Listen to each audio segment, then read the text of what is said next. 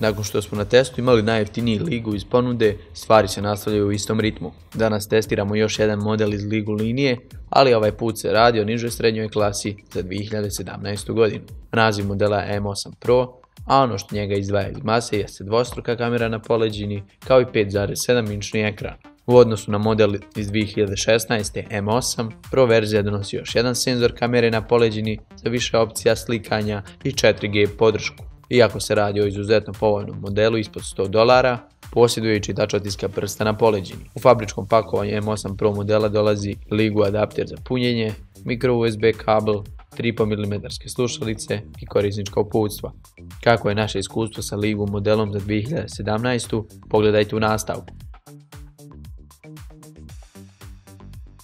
Ono što predstavlja jednu od ključnih prodajnih tačaka Ligu M8 Pro modela jeste svakako njegov ekran. Kućište uređaja je prilično velikih dimenzija i približava se segmentu fableta, tako da prostora za ugradnju ogromnog ekrana svakako ima. Radi se o 5,7-inčnom ekranu, HD 720p rezolucije sa IPS matricom. Svojom dijagonalom osigurava komforan rad. Ekran M8 Pro modela prikazuje do 16 miliona boja, a zaštićen je korištenjem Corning Gorilla Glass 4 stakla. Dijagonala od 5,7 inča i HD rezolucija rezultuju sa 258 piksela po inču, što će prikaz na ovom ekranu učiniti oštrim i preglednim.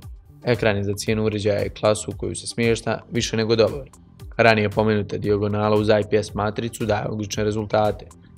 Boje su prilično dobro zasićene, uglovi gledanja su jako dobri kao i preglednost na suncu.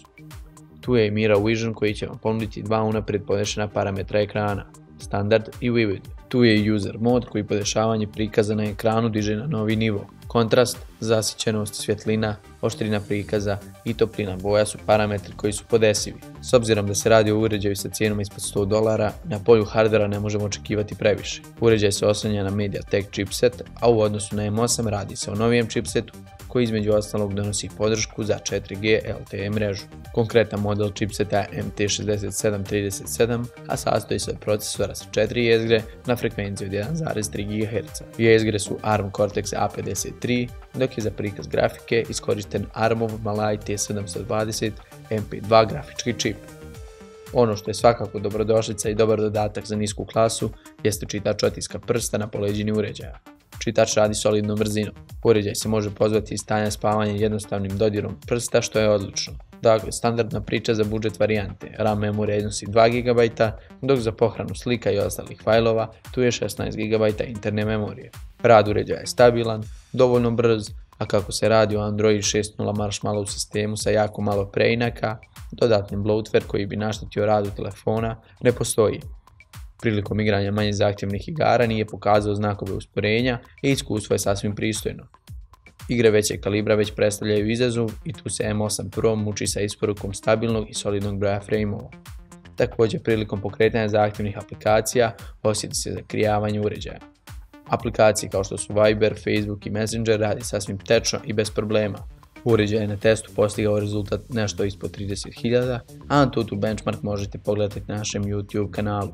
Još jedna bitna stavka na M8 Pro modelu jeste njegova dvostruka kamera na poleđini.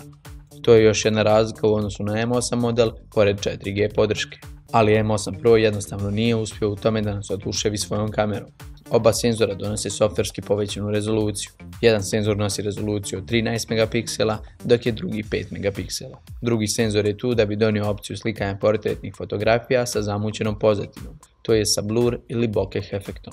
Rezultati su ispod prosjeka. Okidanje fotografije traje vječno, da biste na kraju dobili fotografije sa lošim balansom bijele, pretjeranim izoštrenjem slike i ispranim bojama. Interfejs je također na prvu malo zbunjujuć, ali nakon nekog vremena korištenja navići ćete se. Također tu je snimanje video zapisa, ali samo u 720p rezoluciji pri 30 frameova. Na stranu što je 720p snimanje bilo dostupno već 2010. i 2011. godine, kvalitet snimaka razočarava. Prednja kamera donosi 8 megapiksela rezoluciju i daje solidne rezultate. Također i ona snima video klipove, ali u SD formatu, to jeste 480p rezoluciji. Kao što smo naveli, M8 Pro sada podržava i 4G mreže, zahvaljujući naprednijem MediaTek chipsetu. Uređaj je Dual SIM i koristi micro SIM kartice kao standard. Pored dva ulaza za SIM, na lijevom dijelu nalazimo i slot za microSD memorijsku karticu, 3,5 mm ulaz za slušalice tu, kao i originalne slušalice u pakovanju. Za punjenje i komunikaciju sa računarom, tu je dobri stari micro USB.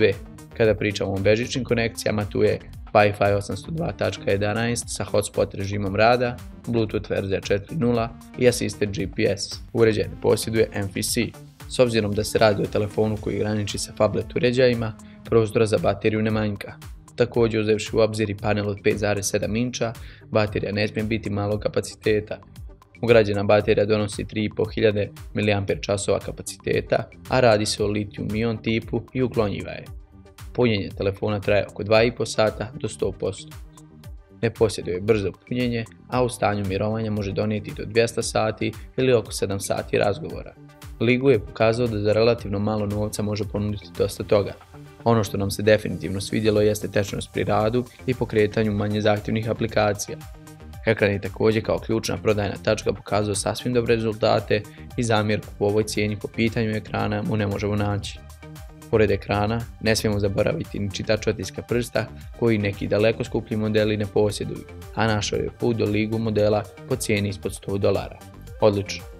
Druga prodajna tačka je svakako bila dvostruka zadnja kamera, ali ona je jednostavno podbacila i mnoge potencijalne kupce bi baš ona mogla odbiti od kupovine. Veličina uređaja je također boljka, jer se sa ovim ekranom moglo postići manje kućište sužavanjem ivica oko ekrana. Stvari popravlja i Dual SIM motor kao i microSD proširenje, što u sve ostalo čini M8 Pro odličnim izborom u njegovom cjenovnom rangu.